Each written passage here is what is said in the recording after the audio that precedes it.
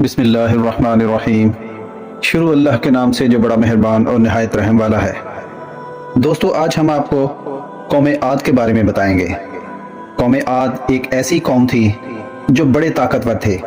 40 ہاتھ جتنا قد، 800 سے 900 سال کی عمر، نہ بوڑھے ہوتے نہ بیمار ہوتے، نہ دانت ٹوٹتے نہ نظر کمزور ہوتی، جوان تندرست و توانا رہتے۔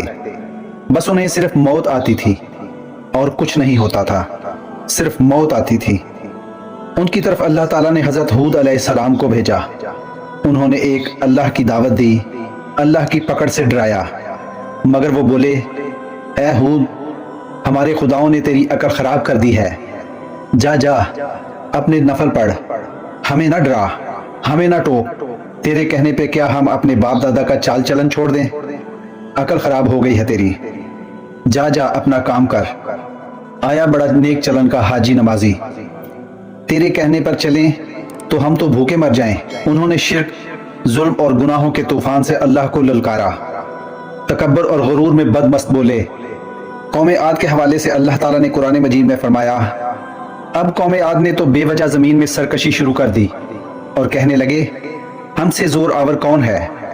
کیا انہیں یہ نظر نہ آیا کہ جس نے اسے پیدا کیا وہ ان سے بہت زیادہ زور آور ہے؟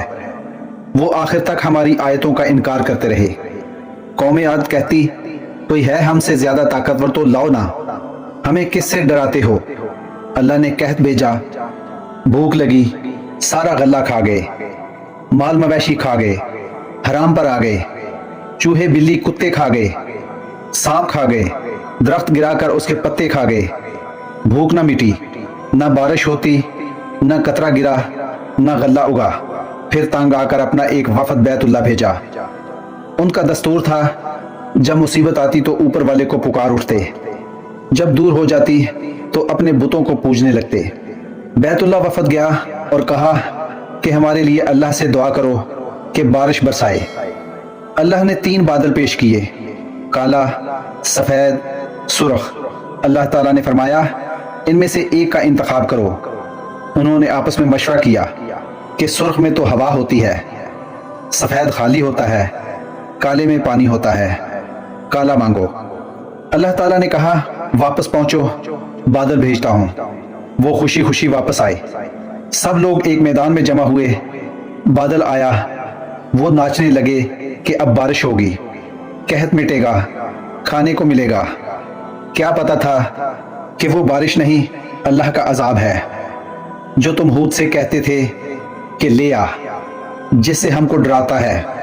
اس بادل میں ایسی تند و تیز ہوا تھی کہ جس نے ان کو اٹھا کر مارا، ان کے گھر اڑا دیے۔ 60 ہاتھ کے قد اور لوگ تنکوں کی طرح اڑ رہے تھے۔ ہوا ان کے سروں کو ٹکراتی تھی، اتنی زور سے ٹکراتی کہ ان کے بھیجے نکل نکل کر منہ پر لٹک گئے۔ بعض لوگ بھاگ کر غار میں گھس گئے کہ یہاں ہوا نہیں آ سکتی، مگر میرے رب کا حکم ہو کر رہتا ہے۔ ہوا غار میں بگولے کی طرح داخل ہوتی اور ان کو باہر اٹھا کر پھینک دیتی۔ اللہ نے فرمایا، فَهَلْ تَرِي مَنْ بَاقِيَةٌ، کیا کوئی باقی بچا ہے؟ اللہ تعالیٰ نے ان کو ہلاک کر کے دکھایا کہ جب تم اللہ کی، اس کے رسول کی نافرمانی کرو گے، اللہ تم پر ایسی جگہ سے عذاب بھیجے گا جہاں سے گمان بھی نہ ہوگا۔ جو گناہ قوم عاد نے کیا وہ کیا ہم نہیں کر رہے؟ کیا ہم اللہ کی حدوں کو پار نہیں کر گئے؟ کیا ہم نے اللہ کو اپنی نافرمانی سے نہیں للکارا ہوا ہے؟ توبہ کرو، اللہ سے ڈرو، قرآن پڑھو۔